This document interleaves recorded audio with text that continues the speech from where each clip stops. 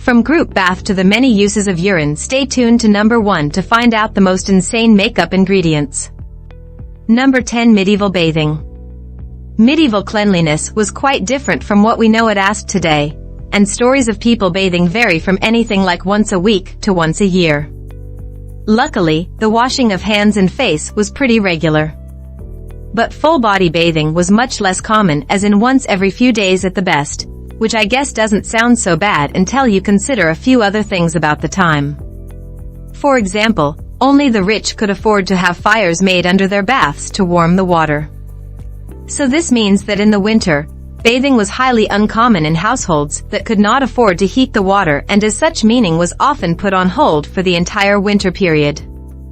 Then once a poor household did decide to bathe, it was a real family occasion, as in the family would invite some other members of the extended family such as aunts and uncles to come around and bathe with them. This may sound interesting until you realize that the entire family would bathe in sequence but sharing the same water.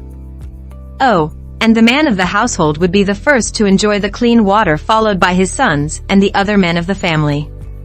Lastly, the women would have their bath once everyone else was done.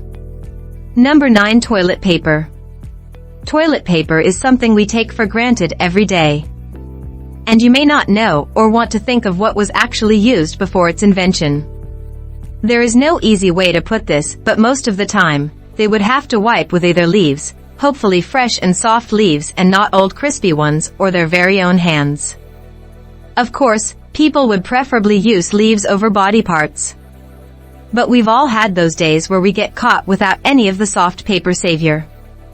And although we hopefully always have a backup roll nearby, that was not always the case in the old days, which is where their hand would come into play. In fact, in some cultures, even to this day, people won't shake hands with their left hand, which originates from people using their non-dominant hand to do the deed. This of course causes it to be seen as dirty and an insult to shake with. As far as left-handed people are concerned, maybe they would shake with their right hand anyway, and it would just be an inside joke to them, knowing where it had been.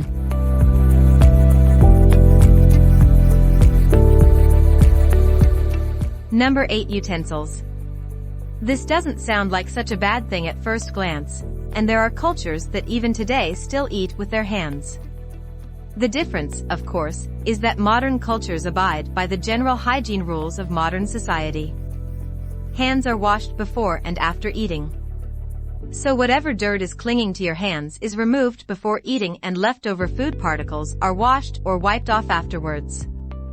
So it is at this point that we will remind you that personal hygiene was not the same several 100 years ago. We will also remind you that while their face and hands were washed more regularly than their bodies, it could still be several days between washes, and they would eat probably 1 or 2 meals a day, which wouldn't just be bread, but could also include turkey legs or slabs of meat and stews. Also leaving you with one final note, I'll remind you what they just used for their bathroom etiquette. Number 7. The groom of the stool. Wait, the what of the what? Well, if you were a teenage boy born to serve in parents a few 100 years ago, your future would probably seem pretty bleak. You would probably expect to be a servant boy tending to the royalties' every need for the rest of your life. That is, unless you were chosen to be the groom of the stool. This strangely named job was one of the most coveted opportunities amongst servant children everywhere, and any who were selected were the envy of all the other boys. This must sound great until you realize exactly what this job entailed. Delicately put, you would carry around the king's portable and padded box that he used for his bathroom breaks. And when he was finished doing his thing, you would be responsible for wiping him clean, not with leaves or your hand at least, but with rags that you would carry around with you. So far, it doesn't sound like a great job, or too hygienic for that matter, but the groom of the store boy would often become one of the king's most trusted people and would often be consulted on matters of the kingdom until eventually he would be promoted to a more prominent place in the castle. In fact, most of the time they would eventually be knighted and even married off to wealthy families in other kingdoms. So, have you no silver lining? Number 6. Medieval detergent. Urine is not used for much these days. Unless, of course, you're Bear Grylls and you're stuck in the wilderness again. But as it turns out, it has many useful properties, or at least it did a few 100 years ago. We'll get to all those in a second. For now, what you need to know is that people rarely wash their clothes back in the day. So if you think it's funny that your favorite cartoon or anime character is always wearing the same clothes in every episode, it was actually a norm for people to wear the same clothes for months on end, peasants and royalty alike. The problem was that the majority of the clothing was made from wool, which took too long to dry for them to wash it, so they just didn't. Undershirts and undergarments were washed, however, but since this was the Middle Ages, and most people didn't have access to anything like a detergent, they had a great solution. Wash your clothes in urine. Now this sounds like a terrible idea. But it's surprisingly effective due to urine being high in ammonia, which is great for stain removal. How they discovered this we don't really want to know, but they will leave large buckets in strategic locations where locals could turn up and add their own liquids to the bucket. To be fair, the urine was at least diluted before us, but I still wouldn't want to stand next to anybody that just had their clothes clean that way. Number 5. Multipurpose urine. Well, we already know that urine was used as medieval detergent. But unfortunately, that's not where it ends. As it turns out, we are heavily underusing it in these modern times, and simply flushing it away is actually a waste of a pretty good product. Just look at these practical uses for it. It can be used to brighten your smile.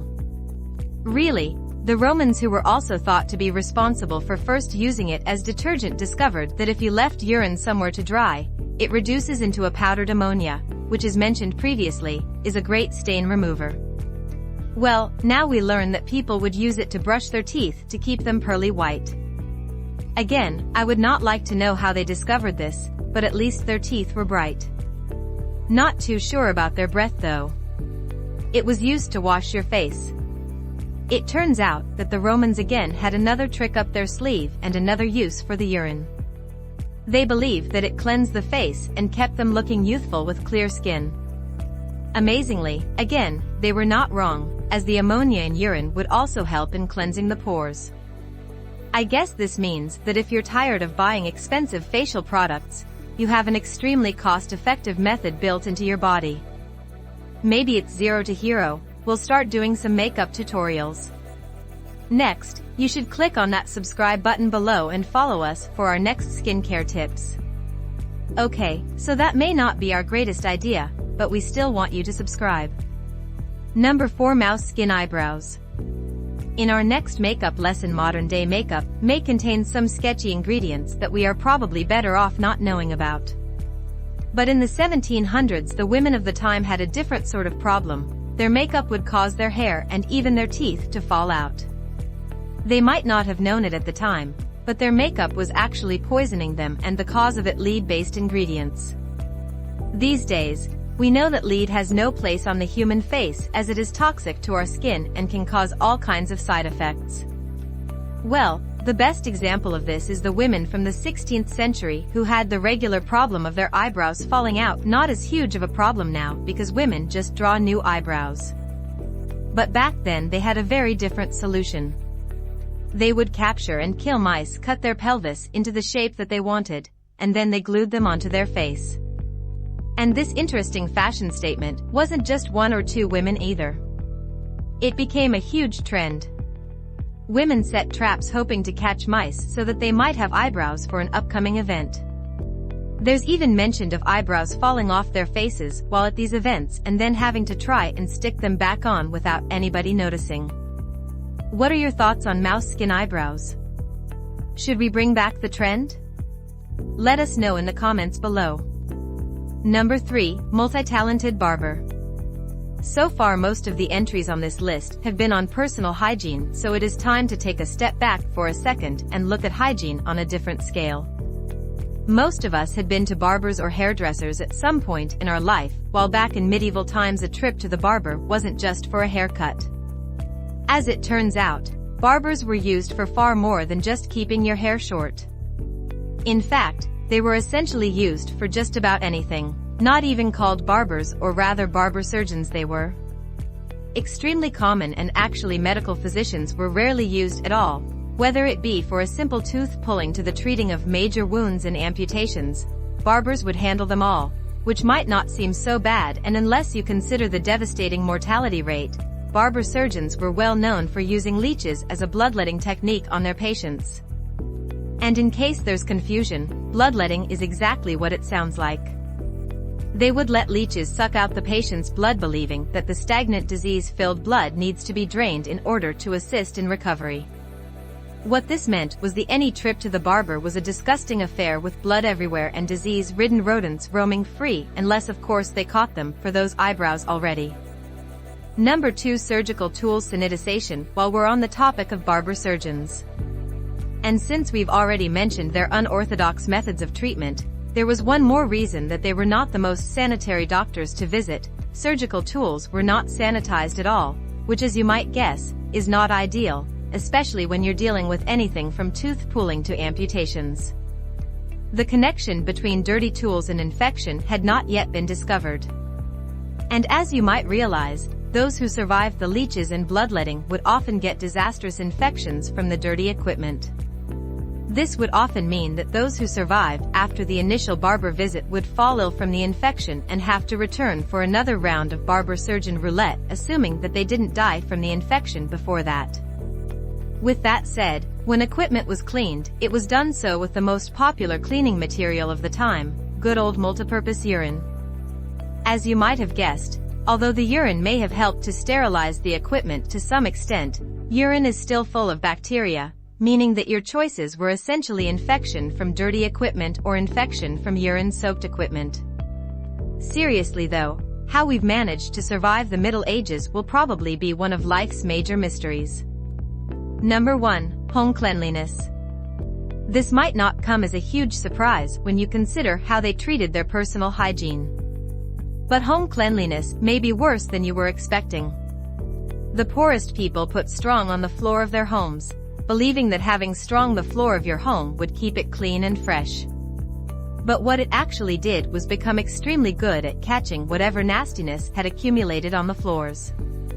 It was also very good at harming the mice and other small rodents that scavenged the food scraps hidden within the straw.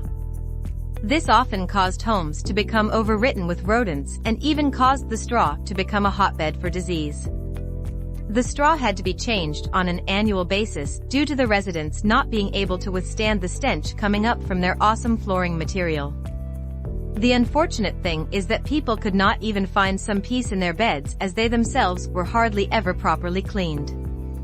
The same could be said as their home's bedding would not be washed and would attract small mites which would infest their beds. Even the roofs would be made from straw, which would eventually lose its waterproofing as well as its bird-dropping catching abilities, meaning the entire houses and often even beds can suffer from dampness. All of this nastiness is now known to have caused chest infections as well as the general diseases that can be found in bird droppings. Granted, this typically only impacted the poor citizens, but even castles and homes of the rich were overwritten with mice and mites. Tell us your thoughts on how we survived this long as a race in the comments below, and take care.